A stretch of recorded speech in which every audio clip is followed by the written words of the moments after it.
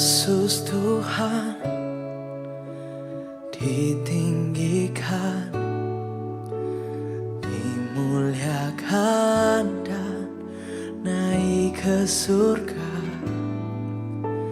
Dia berikan Roh Kudus-Nya, menguatkan dan menolong selalu. Sungguh ku rindu bersekutu denganmu selamanya.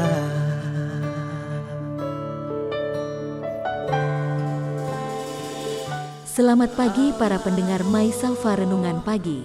Pagi ini marilah kita mendengarkan renungan yang akan disampaikan oleh Mayor Siapo Hondro. Sebelumnya marilah kita berdoa terlebih dahulu.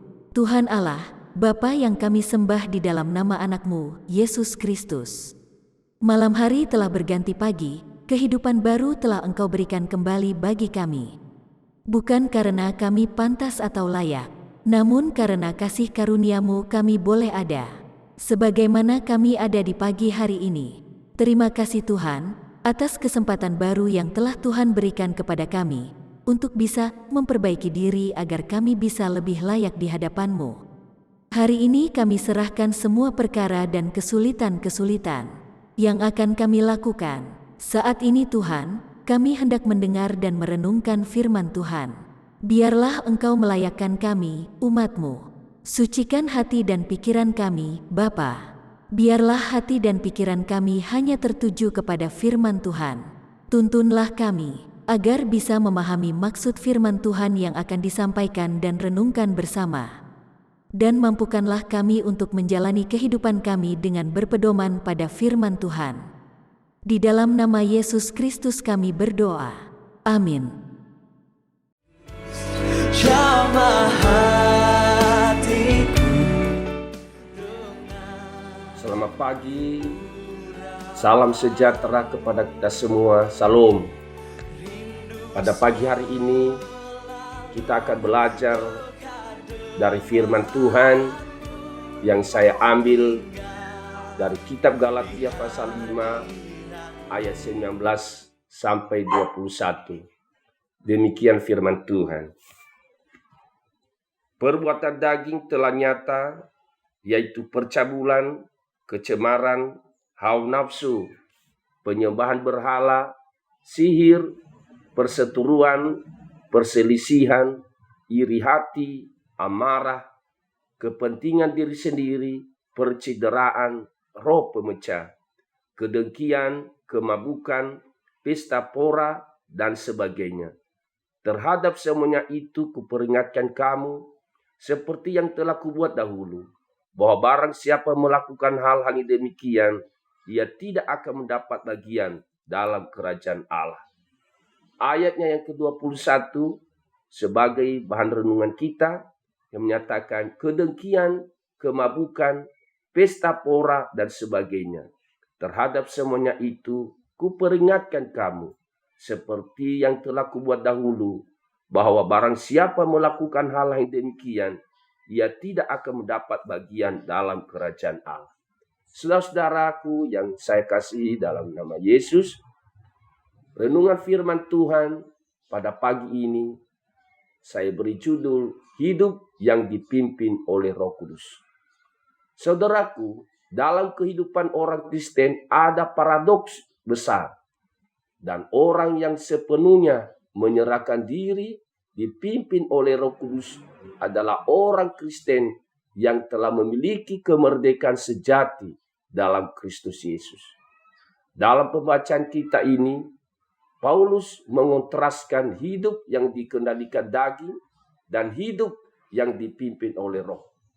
Orang yang dikendalikan daging adalah orang yang mengikuti hasrat dan hawa nafsu dosa, serta keinginan-keinginan duniawi yang bersifat merusak seperti yang didaftarkan Paulus pada ayat 19 sampai 21, yaitu perbuatan daging telah nyata, yaitu percabulan, kecemaran, hawa nafsu, penyembahan berhala, sihir, perseteruan, perselisihan, iri hati, amarah, kepentingan diri sendiri, percederaan, roh pemecah, kedengkian, kemabukan, pesta pora dan sebagainya. Terhadap semuanya itu, kuperingatkan kamu, seperti yang telah kubuat dahulu, bahwa barang siapa melakukan hal-hal demikian, ia tidak akan mendapat bagian dalam kerajaan Allah. Orang-orang yang melakukannya pasti bukan anggota kerajaan Allah. Saudaraku, sebaliknya, orang yang hidupnya dipimpin oleh Roh Kudus akan membuahkan sifat-sifat ilahi seperti yang dicantumkan Paulus pada ayat 22 dan 23. Tetapi buah roh ialah kasih, sukacita, damai sejahtera, kesabaran, kemurahan, kebaikan, kesetiaan, kelemah lembutan, penguasaan diri. Tidak ada hukum yang menentang hal-hal itu. Saudaraku, bagaimana kita hidup yang dipimpin oleh Roh Kudus? Yaitu yang pertama, menyerahkan diri menjadi milik Kristus. Menjadi milik Kristus berarti menyerahkan kendali diri pada pimpinan roh. Hal itu berarti juga menyangkal diri, hawa nafsu, kedagingan, dan hal-hal duniawi. Ayat ke-24. Barang siapa menjadi milik Kristus Yesus, ia telah menyalibkan daging dengan segala hawa nafsu dan keinginannya. Orang Kristen harus secara aktif dan terus-menerus menyangkal diri, supaya Roh Kudus senantiasa aktif dan tak henti-henti mampu hidup, memimpin hidup orang percaya. Marilah kita melatih diri untuk menyangkal diri setiap hari atas setiap sifat kedagingan yang masih mengganggu kekudusan hidup Anda. Caranya adalah dengan menerapkan dan mengembangkan sifat-sifat ilahi yang sudah dikaruniakan Roh Kudus kepada kita. Kedua, memelihara hubungan pribadi yang dekat dan intens dengan Tuhan melalui saat teduh. Jadikanlah gereja sebagai sarana untuk bertumbuh dalam kekudusan dengan mempraktikkan saling menolong dan saling meneguhkan antara saudara seiman. Ketiga, kita jangan gila hormat dan saling menantang dan saling mendengki. Apabila seseorang gila hormat dan suka menantang dan mendengki, maka hal ini sumber perbuatan daging itu menguasai hidup kita. Kita harus saling mengasihi dan saling memperhatikan. Sebab dalam Galatia 6 ayat 2 mengatakan, bertolong-tolonglah menanggung bebanmu, demikianlah kamu memenuhi hukum Kristus itu.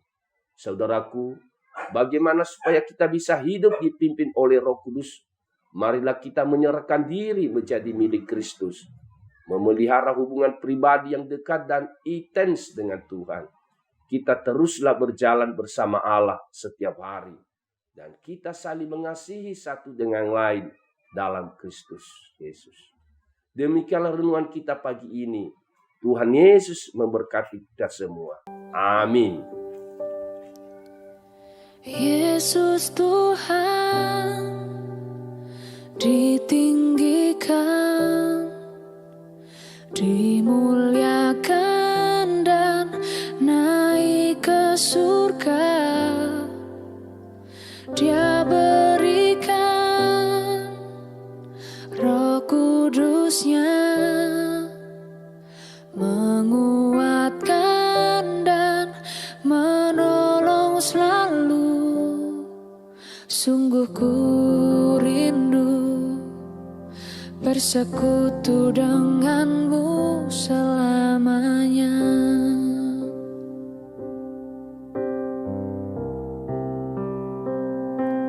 Allah Roh Kudus, jamah hatiku dengan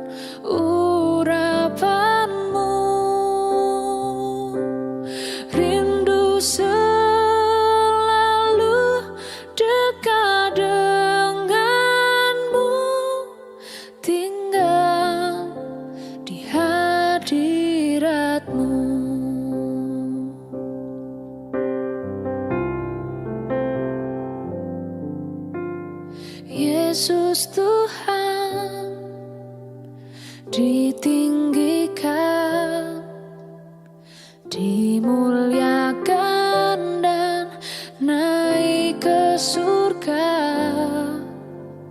Dia berikan Roh Kudus-Nya,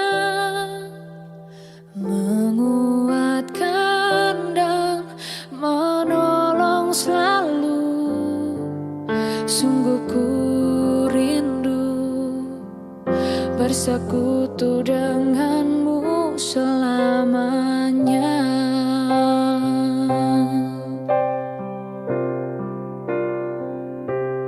Allah Roh Kudus, jamah hatiku dengan urapanmu.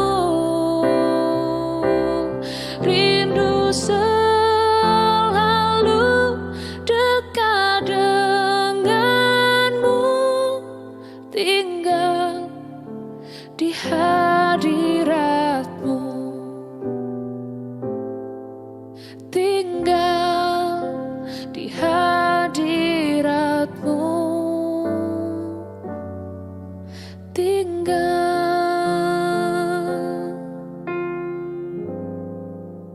di hadiratmu.